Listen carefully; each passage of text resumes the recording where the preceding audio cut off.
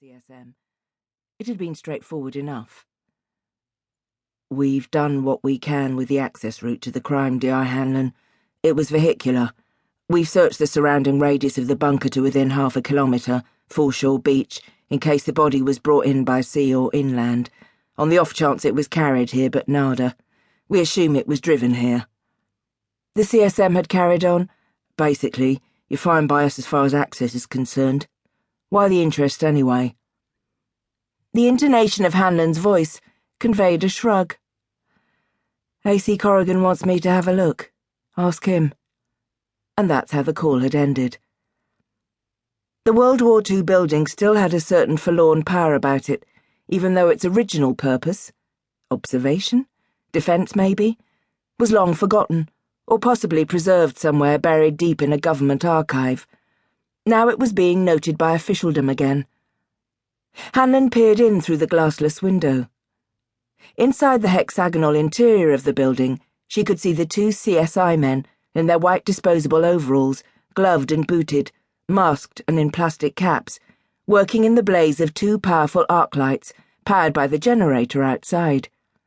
She watched as they carried on with their high-intensity light source photography. The inside of the bunker was comparatively clean. The chain door had kept people out, and there was none of the usual smell of urine or detritus like old beer cans, food wrappers, odds and sods of soiled clothing, cigarette ends, or the drug paraphernalia of roaches from joints and needles that you'd normally find in abandoned solitary buildings. The spore of kids, tramps and junkies, the natural denizens of places like this. When she'd first joined the force, places like this were always littered with scraps of photographs torn from pages of porn magazines. She'd often wondered why. If you wanted to look at porn, why do it in a dank, derelict building? Maybe you had to. That sort of litter had become a rarity these days. She guessed it was the digital revolution. Times moved on. The bunker certainly wasn't odour-free, though. Hanlon had a keen sense of smell, and her nose could detect the lingering aftermath of charred flesh and petrol that still coated its concrete shell. It smelt like burnt cooking, a barbecue gone horribly wrong. She looked upwards at the ceiling, and there, as she thought she might, she could see small patches of black, greasy soot, where bits of burnt remains had drifted in the updraft from the flames and come to rest. Hanlon was invisible to the men inside working behind the glare of the lights, and she watched unseen as the taller of the 2 figures started to put photographic equipment away into a dimpled, metallic, silver-coloured carrying case. Despite the noise of the breeze, she could hear their conversation clearly. "So, are we done now, Jim?" one of them asked. The smaller of the 2 men removed hat and mask, revealing a bald head and a thin, good-humoured face. She recognised him. Hanlon was glad it was James Forrest. He was old school, thorough and experienced, not the kind of man who'd make foolish mistakes.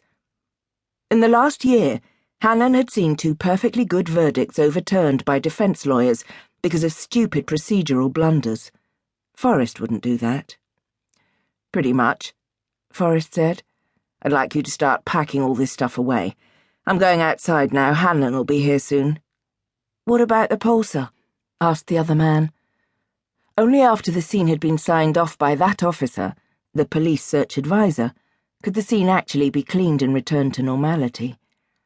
Hanlon guessed that in this case there'd be no big rush.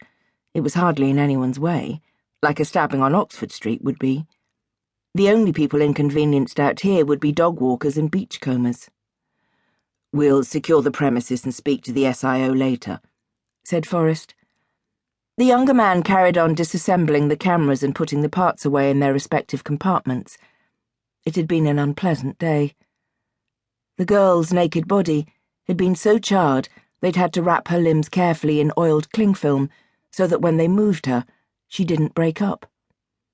One of the officers present had made a joke about liking his meat well done. No one had laughed. "So what's she like, boss, this Hanlon?